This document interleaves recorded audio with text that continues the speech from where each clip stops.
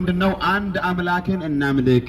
አላህ Subhanahu Wa Ta'ala በዚህ ምሽት ላይ ጥሪ ያደርግላችኋል والله يدعو إلى دار السلام ويهدي من يشاء إلى صراط مستقيم الله ወደ ሰላማዊቱ አገር ይጠራችኋል ይላል አላህ Subhanahu Wa Ta'ala የሰው ልጆችን ሁሉ ወደዚህ ወደ ሰላሙ እስላም ወደ ሰላሚቱ አገር ወደ ጀነት ጥሪ ያደርግላችኋል وأنيبوا إلى ربكم وأسلموا له ورجيتاچو اجسطو لسم سلموا إلى چوال إنيا يالنو إنيا نملكو نبي محمد نملكو أدلم وإن دمو عيسى نملكو أدلم إنيا يالنو يا نبي محمد جيتا يهونون الله نملكو يا نبي الله عيسى جيتا يهونون الله أملكونه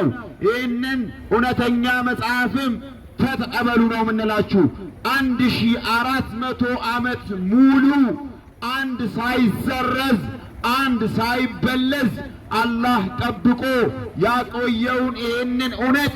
ተቀበሉ እንላችኋለን አላህ Subhanahu Wa Ta'ala ምን ይላል አሊፍ ላም ሚም ذلك الكتاب لا ريب فيه هدى للمتقين ይሄ መጽሐፍ ከፈጣሪ ስለመሆኑ ምንም ጥርጥር የለውም ለቀጥተኛ መንገድ መመራት ለፈለገም መመሪያው ነው ይላል እኛ ያለነው ይሄንን እውነተኛ 1400 ዓመት ሙሉ አንድ ፊደል ያልተጨመረበት አንድ ፊደል ያልተቀነሰበት የእውነት ማረጋገጫ የሆነውን ቁርአን ተቀበሉ ነው ምንላችሁ ሙሐመድም